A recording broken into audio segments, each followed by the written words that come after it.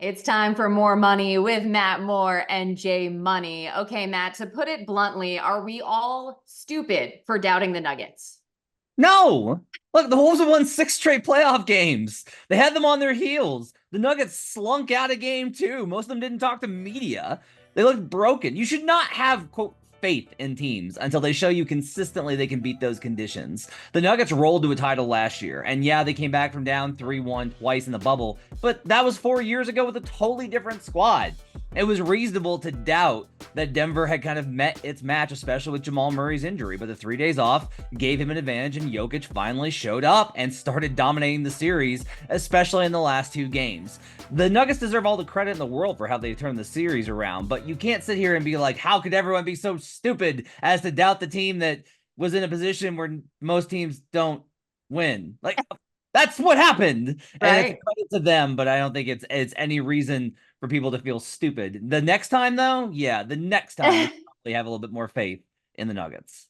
To be fair, this is a weird series. I think I'm as stunned that the Nuggets have won 3 in a row and looked amazing as I am that they lost two to start the series on their home floor. So I guess we'll see what happens. Now, in the East, the Knicks also took a 3-2 lead on the Pacers. Jay, does it make sense to zigzag how you bet this series just with it being more back and forth?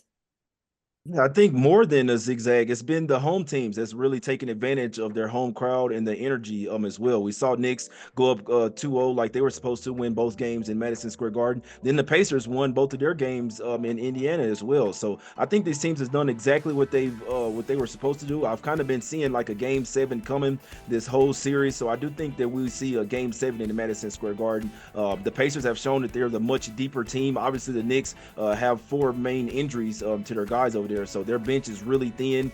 So I think that the Pacers can steal Game 6, and then we'll see what happens for all the marbles in Game 7 in Madison Square Garden. Yeah, I think Jay's right here on the home crowd being so important because that's so much of why the Knicks are winning. Like, what's really funny about this, I was thinking about this for a column I'm writing for Action Network you can find in the app, is if the Cavaliers just hadn't tanked the last game of their season because they thought the Knicks were going to lose and all the brackets go differently, like this magical Knicks run probably doesn't happen. Like, it just doesn't Yeah. happen probably this way. The Knicks have fed so much off of that crowd because they are so banged up. Like, they are legitimately just so injured, and it's a credit to the crowd that they have boosted them. But you can tell that the Knicks play so much better when they have the win at their backs. The Pacers, on the other hand, don't have the makeup of a team that can, I think, go on the road and get this done. However, I will kind of note this. The trends are not necessarily favorable here for Indiana in game 6. Eastern Conference. So I split this into Eastern Conference because, well, let's be real. The East has been worse than the West for like Yeah. decades. Eastern Conference home favorites down 3-2 at home, 19-40 against the spread, 32%, and just 14-18, 44% straight up after losing game 5. The other thing I would say is, look, if you want to bet the Pacers, just bet the Celtics because that means Mm. that the series is going 7. Teams that go 7 almost never win the next round for a number of reasons. They're going to be exhausted. The Knicks are already beat up. The Pacers are not really in the Celtics category. It's hard to find Celtics value. I'm writing about that right now for Action Network, but that really is the kind of answer here. Is like if you think the Pacers are going to take game 6, find a way, any sort of angle, Eastern Conference MVP, something, just bet Celtics. Yeah, I think that makes sense. I do wonder how the Pacers respond. Ultimately, I agree with what both of you guys expect, but backs against the wall, it's just kind of like a different situation for this young team. And then, you mentioned the Celtics. Obviously, they're looking to close out the Cavaliers tonight. So yeah, I'm with you there. Now the Mavs and Thunder looking for the tiebreak in that series. Jay, can the Mavs win if Luka isn't Luka? As in, if Luka is not playing, I don't know if you want to say full strength, but to you know a MVP type level.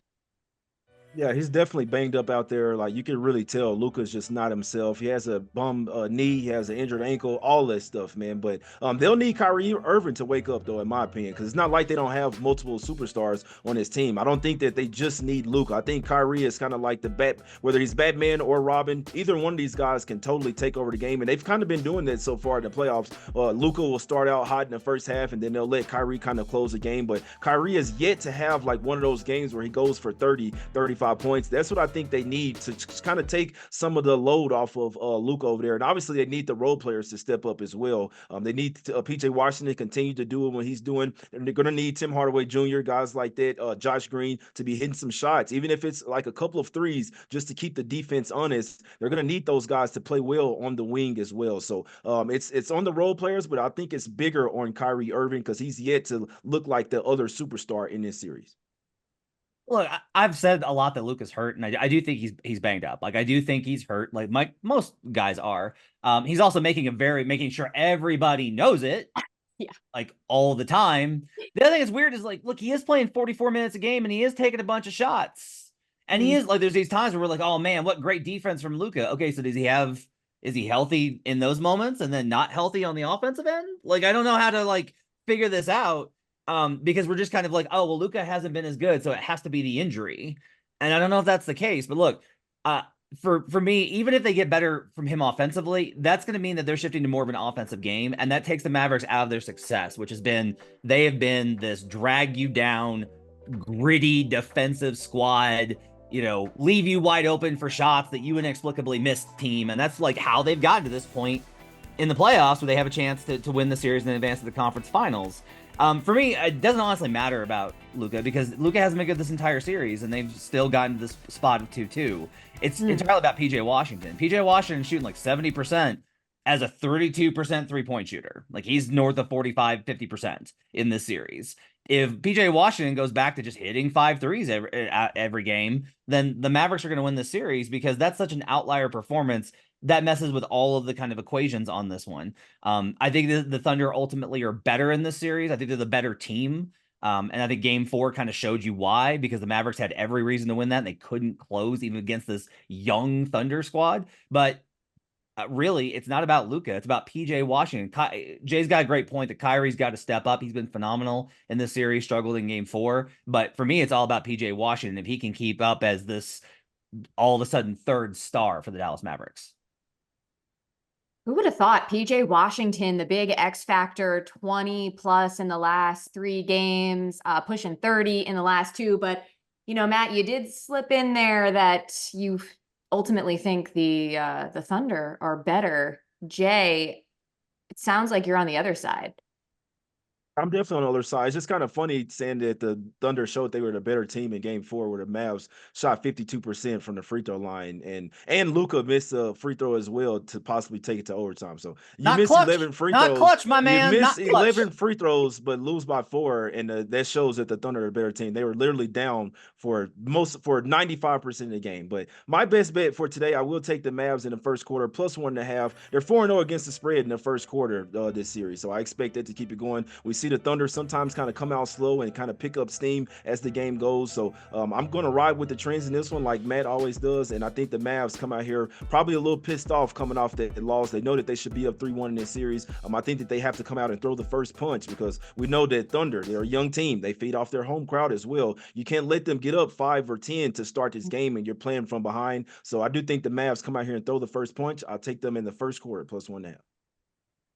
Not gonna lie, I was over here stirring the pot, throwing fuel on the fire, whatever cliche phrase you wanna use in terms of asking who each of you like for that series. But this is more money. This is what we do. We like to have you guys jawing at each other.